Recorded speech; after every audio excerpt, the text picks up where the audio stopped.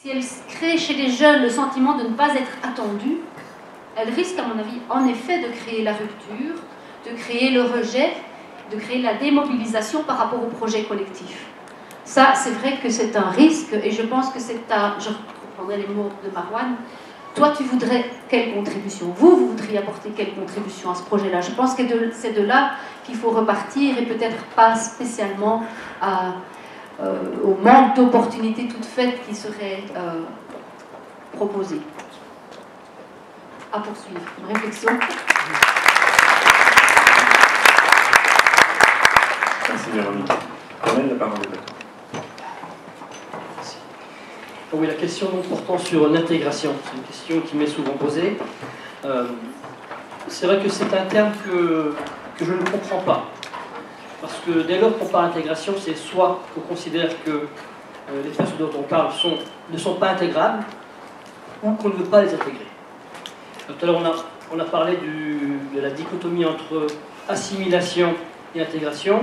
Et l'impression que j'ai, qui n'engage que moi, à travers mon regard de franco-musulman, c'est qu'en France, par exemple, aujourd'hui, dans les discours qui sont relayés par les médias et par un certain nombre de personnalités politiques, c'est qu'un bon musulman serait finalement un musulman qui ne l'est plus. Parfois, on fait effectivement la différence entre le bon musulman et puis le mauvais musulman. Alors, on est musulman ou on ne l'est pas, mais il n'y a pas d'entre-deux.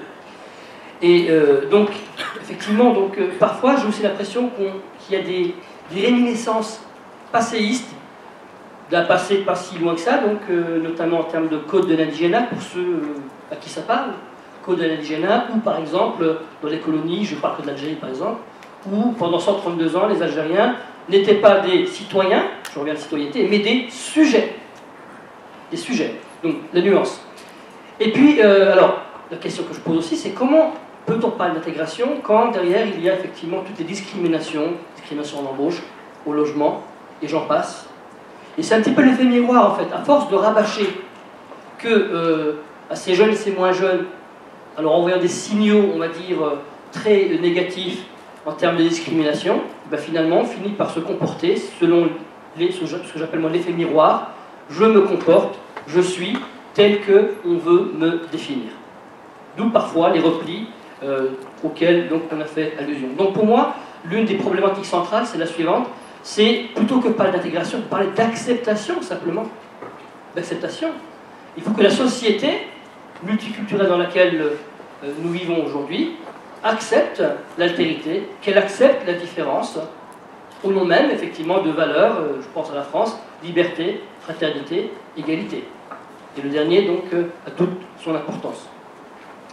Pour terminer mon propos, donc, bien évidemment, j'insisterai sur la question donc, de l'école, de l'éducation, de l'insertion économique, et alors c'était dit donc, en préambule donc, de cette conférence. Aujourd'hui, il y a, Dieu merci, un certain nombre de concitoyens, donc, de références ou de pratiques musulmans simplement, qui sont donc insérés économiquement, qui sont médecins, qui sont avocats, qui sont juristes, qui sont chercheurs, etc. Il n'y a pas de problème à ce niveau-là. Il y a l'insertion économique, mais là où il y a un souci, c'est, je pense, au niveau politique. Je pense qu'au niveau politique, il y a encore de gros obstacles, des obstacles qui font qu'il y a des blocages, que sur la question de la représentativité, aujourd'hui, il n'y a pas suffisamment de concitoyens de référence musulmane qui sont aujourd'hui à des postes clés, qui sont des décideurs. On le voit encore aujourd'hui sur l'échiquier politique en France, par exemple, au niveau de la représentation parlementaire, par exemple. Et puis je terminerai juste par une touche un peu plus positive. Je pense qu'il ne faut pas tomber dans les logiques de victimisation. Les musulmans donc, européens doivent aussi assumer leurs responsabilités. Alors moi j'ai effectivement donc à l'esprit, vous savez, vous connaissez tout le proverbe, n'accuse point le puits d'être profond, c'est ta corde qui est trop courte. Il faut aussi que les musulmans prennent leur part de responsabilité, tout en dénonçant effectivement les abus dont ils sont victimes. Et puis, je terminerai simplement donc, par une référence, ce sera la fin de mon propos, référence scripturaire qui dit la chose suivante, donc, pour ceux qui sont arabophones, certes, Allah ne changera point l'état d'un peuple tant que ceux-ci ne modifieront point, ne procéderont point à une introspection profonde en eux-mêmes, ne modifieront point leur état eux-mêmes. Donc, c'est une responsabilité universelle, d'ailleurs qui ne concerne pas que les musulmans eux-mêmes. Toute base du changement procède d'une introspection. Et toute révolution, au sens bien sûr humaniste, procède aussi d'une remise en question sincère sur la base d'une volonté individuelle et sociétale.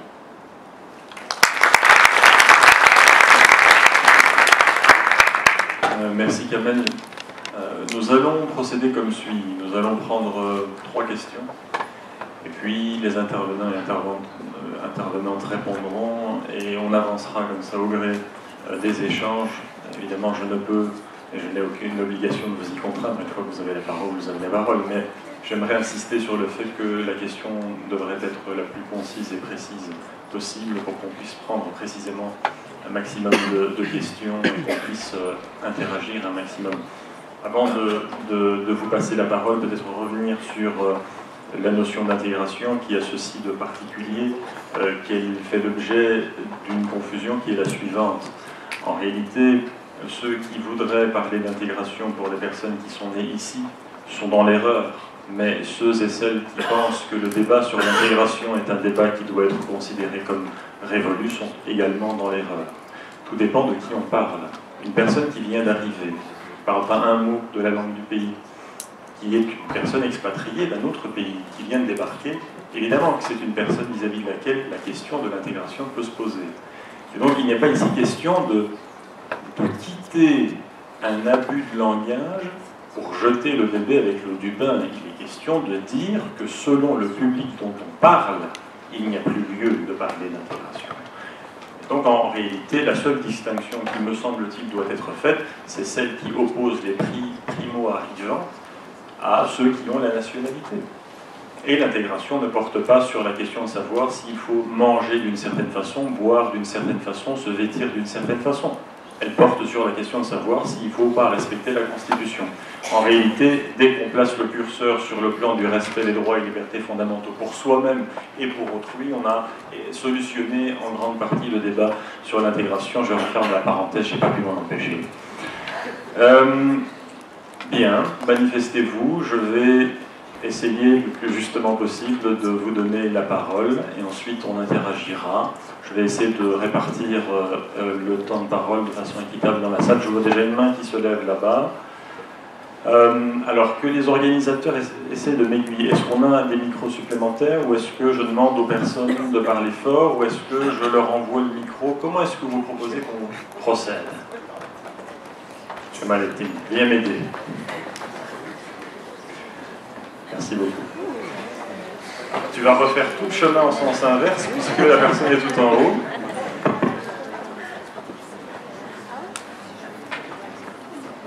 Bonjour, tout d'abord je vous remercie pour vos interventions.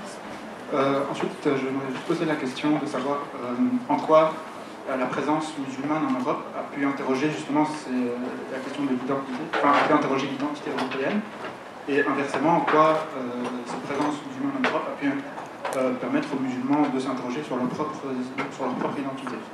Donc, la question est-elle adressée à une personne en particulier ou celui qui souhaite répondre? Peut-être M. Marwan Mohamed ou alors Kamel Mizidi. Voilà. Quelqu'un d'autre? Soyez pas timide. Oui. Tu n'es pas gâté.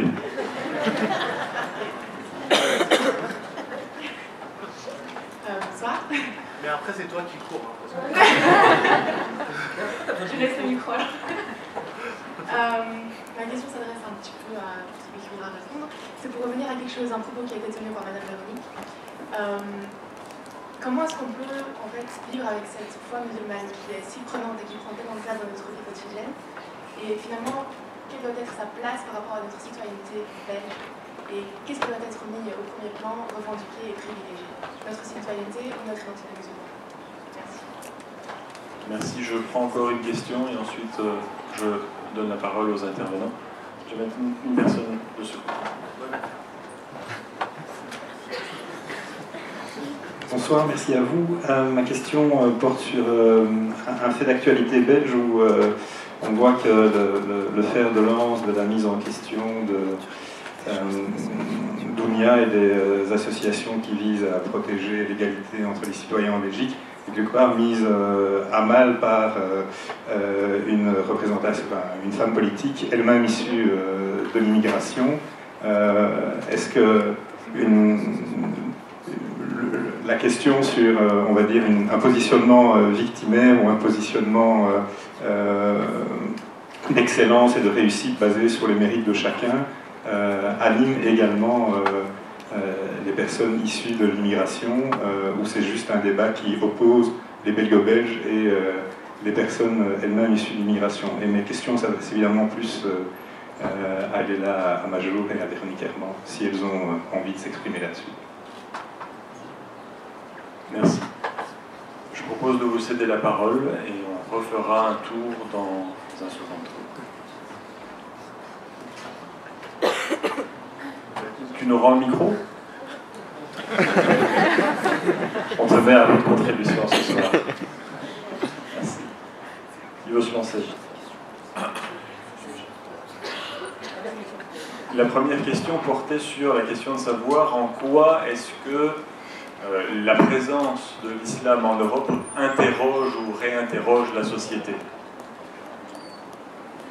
C'est une question assez large, mais c'est vrai que de par son histoire, l'Europe, comme c'est souvent répété d'ailleurs dans les médias, est de socle judéo-chrétien.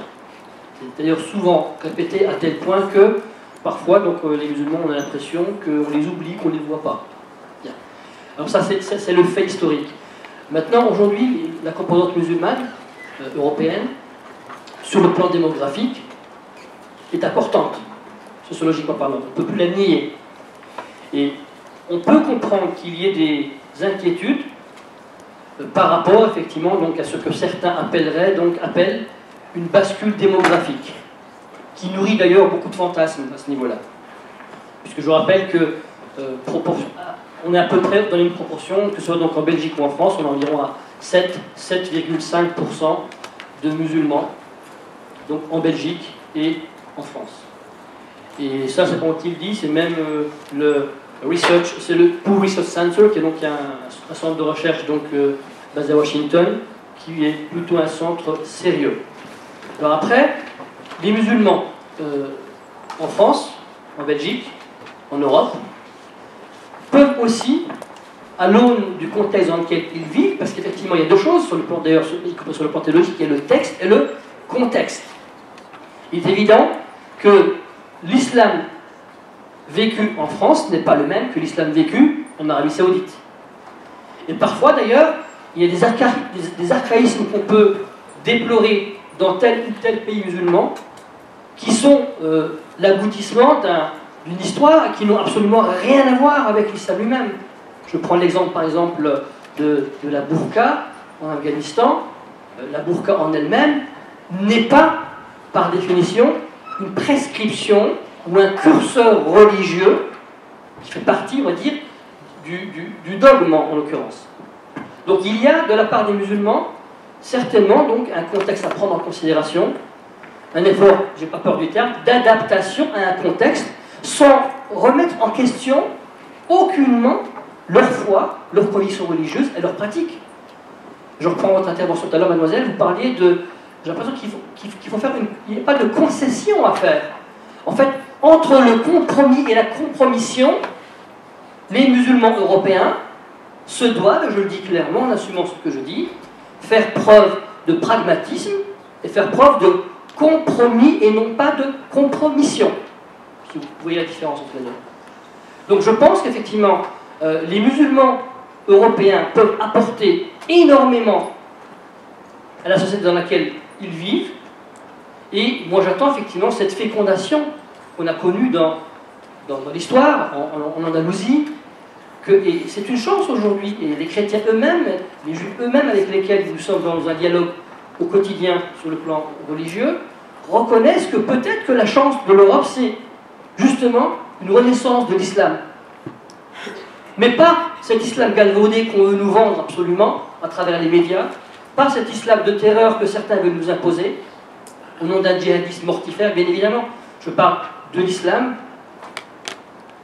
originel, de l'islam du codex, de l'islam de paix. de l'islam qui simplement, sur le plan sémantique, est un relié avec Salem, la paix, du vrai islam authentique. C'est pourquoi d'ailleurs, moi j'y accorde tout un paragraphe dans les bouquins, je parle effectivement donc donc il y a bien d'ailleurs un ouvrage que j'ai écrit avec 3 autres auteurs, dont le titre est assez évocateur, qui est simplement Islam extrémisme, d'où vient l'amalgame? Et là, ça répond à la question. Parce que les amalgames aujourd'hui sont parfois pensés, voulus et nourris. Mais les musulmans doivent aussi prendre leur responsabilité dans tout simplement la perception que peuvent avoir les non-musulmans de l'islam. Parce qu'effectivement, au quotidien, quand un Mohamed effectivement va se faire exploser, on ne peut pas non plus reprocher à un non-musulman d'avoir peur. Il y a un travail pédagogique à faire par rapport à cela, un travail d'explicitation, de patience, et puis peut-être d'exemplarité de la part des musulmans. Je m'arrêterai là pour ne pas prendre trop de temps. Merci Kamel. Quelqu'un souhaite rebondir? Je rappelle, c'était une des questions posées, mais tu as fait le lien avec la seconde question. Est-ce qu'il faut finalement faire un choix entre sa foi, le fait de la vivre, et le fait de vivre en société? Si quelqu'un souhaite rebondir sur cette seconde question, il ou elle est la bienvenue. Et puis, n'oublions pas la troisième question. Là, tout le monde, je pense, a suivi la récente actualité de la remise en question assez frontale de l'organisme public chargé de lutter contre les discriminations et pour l'égalité des chances, qui a été initiée par une secrétaire d'État fédérale qui elle-même rentre dans cette espèce de catégorie floue d'origine. Et donc se pose la question de savoir en quoi est-ce que ça nous réinterroge sur, d'une part, la méritocratie, d'autre part, la responsabilité individuelle, par ailleurs, la perception que ça dégage sur les perspectives de carrière ou la visibilité de ceux qui sont issus de l'une ou l'autre immigration. Donc, ce sont évidemment des questions importantes. Donc si quelqu'un souhaite rebondir là-dessus, qu'il ou elle se sente libre. Moi, je voudrais rebondir sur la deuxième question, puisque quand tu l'as formulée, tu dis que c'était suite à une chose que j'avais dite. Hein. Donc, ce que j'ai dit, c'est que dans les associations musulmanes que j'observe, avec lesquelles je collabore, je vois des positionnements un peu différents dans ce qui est mis en avant en premier. Est-ce que c'est plutôt la part d'identité musulmane ou plutôt une citoyenneté commune? Et je voudrais préciser que toutes ces associations, elles ont tous l'objectif de combiner un travail citoyen et une identité musulmane pleinement assumée, tout en étant belge. Donc il n'y a pas l'un ou l'autre, c'est vraiment une tentative justement de combiner tu vois, un travail citoyen et de pouvoir dire qu'on est en même temps musulman et qu'on revendique une possibilité de le vivre tranquillement. Donc c'est simplement une manière d'entrer dans la question de la conciliation des deux volets. Et simplement, moi j'aurais envie de dire qu'il y a des moments où c'est très clair que ce qui compte en premier, c'est de vivre son identité musulmane. Je pense que Laila faisait tout à l'heure elle parlait de l'universel et du particulier. Il y a des moments où vraiment c'est tout à fait important d'aller se ressourcer dans la communauté, de vivre ensemble ce qui nourrit ce volet de l'identité et de le faire en étant soutenu, je dirais, par le reste de la société, en ayant les espaces pour le faire, le temps pour le faire. Je pense à toutes les fêtes, tous les rituels, etc. Donc ça, c'est des moments où, évidemment, c'est d'abord l'identité musulmane qui a à se nourrir, à se vivre dans l'univers du particulier. Et à d'autres moments, on va être requis d'abord sur des questions qui sont des questions communes, je veux dire la question de l'école, mais là, c'est évidemment d'abord la citoyenneté qui va être mobilisée parce que c'est un enjeu transversal, je dirais. Quelqu'un rebondit? Il y a une question à laquelle on n'a pas répondu. Quelqu'un veut se lancer? La troisième question qui a été posée, c'est plus un débat belgo-belge, mais il a aussi des implications au niveau européen. Si personne ne se lance, je vais le lancer. Ah, je cherchais l'occasion pour m'emborder. Pour moi, le cas, et je pense que pour le comprendre dans toutes ses facettes, il faut remettre les choses dans leur contexte. Il est question d'une administration publique, UNIA, anciennement Centre interfédéral pour l'égalité des chances et la lutte contre le racisme, encore plus anciennement Centre pour l'égalité des chances et la lutte contre le racisme. L'administration publique financée par l'ensemble des contribuables et dont la mission légalement prévue est de soutenir, d'accompagner, de conseiller les personnes, entre autres, les personnes qui sont victimes de discrimination ou de traitement inégalitaire, sur la base d'une série de critères protégés par la loi, parmi lesquels l'origine ethnique, la nationalité, l'état de fortune, la conviction politique, la conviction syndicale, mais aussi les convictions philosophiques religieuses. Il se fait que récemment, cette administration publique qui travaille avec plus ou moins de résultats, mais ça c'est une autre question, a été, je dirais, attaquée de front par la secrétaire d'État fédérale en charge de l'égalité des chances, qui a fait des déclarations tendant à décrédibiliser cette administration publique. Il se fait que la secrétaire d'État fédérale en question s'appelle Zuhal Demir, et donc est elle-même d'origine, en l'occurrence turco-kurde. Donc ça amène aussi, il y a un côté piquant évidemment, puisque c'est une personne originaire d'eux qui attaque frontalement une institution publique chargée de veiller au principe d'égalité. Moi, ce que ça m'inspire, c'est que ça nous donne, je dirais, deux leçons. La première, c'est que c'est pas parce que vous êtes d'origine d'eux que vous êtes un méchant, c'est pas non plus parce que vous êtes originaire d'eux que vous êtes un gentil. Et donc s'il y a bien une illustration qui permet de dégripper la discussion et qui permet de la sortir du curseur de l'origine, c'est bien ce fait. Il a quelque chose de très salutaire. C'est un événement triste, malheureux, qui est traducteur de tout le contexte délétère dans lequel nous sommes, mais il a ce site salutaire qui permet de nous démontrer de façon indiscutable, me semble-t-il, que le fait d'être bon, pas bon, gentil, méchant, ça n'a rien à voir avec l'origine. C'est une première illustration de cela. Deux, ça nous permet de revenir vers notre droit, à savoir celui qui prévoit le principe de la responsabilité individuelle. De la même façon qu'il ne faut pas angéliser la présence de tel ou tel groupe, il ne faut pas non plus diaboliser la présence de tel ou tel groupe, parce qu'une personne qu'on pense appartenir à ce groupe a eu telle ou telle attitude. Et ça, c'est très simple. Et j'imagine que dans un contexte où les principes démocratiques, les principes des Lumières, les principes révolutionnaires hérités de la Révolution française sont constamment mis sur le devant de la scène, il est bon de rappeler qu'un des acquis de la Révolution française, c'est le principe de la responsabilité individuelle. C'est celui qui fait une bêtise qu'on punit. Ce n'est pas tous les individus qu'on pense appartenir au même groupe. Ça, c'est aussi salutaire, c'est aussi quelque chose d'important. Ce qui me permet de faire le lien avec la question que tu posais, je pense qu'il est bon de revenir dans le droit. Il faut lire les textes. Et bon, c'est un peu mon motto, mais il faut relire l'article 19 de la Constitution. À la question de savoir s'il faut faire un choix entre sa foi et la vie en société, l'article 19 de notre Constitution donne une réponse très claire. La liberté des cultes, en ce compris leur exercice public, est garantie. Point. Il n'y a pas à choisir. Ce sont deux dimensions qui sont consacrées par la Constitution et consacrée par la Convention européenne des droits de l'homme et consacrée par la Déclaration universelle des droits de l'homme et consacrée par le pacte international relatif aux droits civils et politiques, à peu près tous les instruments qui garantissent les droits et libertés fondamentaux. Donc il est bon en fait de commencer par rappeler ce que le cadre légal et juridique prévoit et éventuellement inviter ceux qui ne sont pas au courant. On est en fait libre dans ce pays de vivre publiquement sa religiosité qu'il faudrait peut-être lire avant de prendre la parole. Voilà. Fin de la parenthèse. Qui souhaite nous interpeller? Je reprends 3 questions. Une question ici. Alors, une question là. Et je ne vous oublie pas, mais une question de l'autre côté. Comme ça, on fait un peu le tour. Jamal est une personne qui est vers le milieu, donc ça va de nouveau être un casse-tête pour toi. Je peux parler fort, peut-être? C'est comme vous voulez. On m'entend? Oui. Voilà. En fait, ça s'adresse à Mme Véronique Herman. Oh, pardon. Je vais essayer de garder la... Merci. Je chante alors. En fait, on parle des initiatives, justement, du milieu associatif. On voit beaucoup de gens qui s'investissent bénévolement, etc., avec peu de subsides dans les associations, etc. Et en fait, vous parlez de tout ce travail qui est effectué, mais qui ne sera efficace que si ça remonte aux politiques. Parce que c'est là que ça bloque.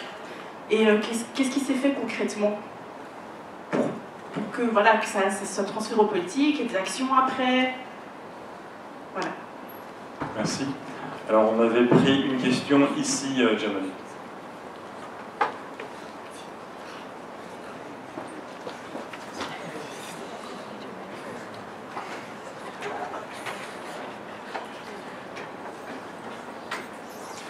Bonsoir à tous. Ma question a été suscitée par une parole prononcée par Madame Herman, qui peut-être a été perçue indifféremment par l'audience. Vous avez parlé du pilier chrétien sur lequel est fondée, je pense, notre association. Et pour rappel, la société belge est construite sur 3 piliers qui l'organisent dans son ensemble, que ce soit l'aspect politique, associatif dont on a parlé, mais également bien d'autres. Et ces 3 piliers sont le pilier chrétien, le pilier social et le pilier libéral. Et la société change avec le temps, et ces piliers proviennent de cristallisation, de positions qui ont été cristallisées au moment, en tout cas après la naissance de la Belgique.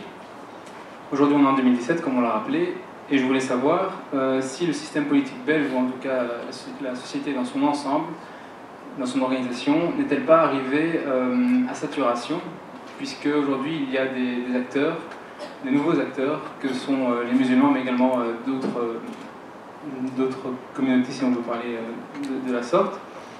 Comment est-ce que, ma question plus particulièrement, comment est-ce que les musulmans se situent par rapport à ces piliers?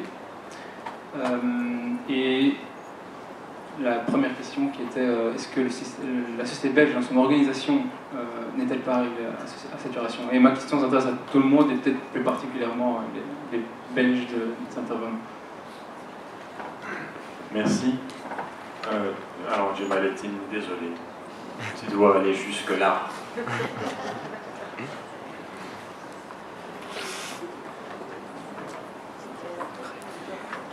Mais l'investissement de Jemalettin, c'est la photographie à un moment donné de ce que Marouane disait tout à l'heure. C'est tout ce travail qui est fait et qui doit être salué. Bonsoir. J'ai une question pour Mme Herman. Durant son intervention, on a parlé d'islam belge et d'islam européen. Je voudrais avoir sa définition pour cette phrase. Question qui a le mérite d'être claire et précise, concise. Bien, Véronique, la parole est tout à toi. Alors, la question de la remontée du travail associatif vers le politique, je peux donner peut-être un petit exemple simplement. C'est quelque chose qui ne se fait pas de manière automatique, hein, le fait que le politique s'intéresse, prenne en compte le travail associatif. Bon, ce qui est vrai, c'est que dans la collaboration avec Sagesse au quotidien et avec l'autre association, moi je vis très très mal la différence entre le statut des associations. Je fais partie d'une association qui est reconnue par les pouvoirs publics. Ce n'est pas le cas, pas encore le cas de Sagesse au quotidien. Il y a une question d'histoire. Hein, l'association est plus récente chez Sagesse au quotidien. N'empêche qu'il y a un enjeu pour moi très très important de cette reconnaissance et donc de cette subsidiation par les pouvoirs publics. Ce que nous faisons, c'est d'abord écrire. C'est une manière de faire connaître ce qu'on fait, de donner une visibilité à notre travail dans l'espace public, et cette publication est subventionnée par les pouvoirs publics. Donc ça, c'est déjà une chose.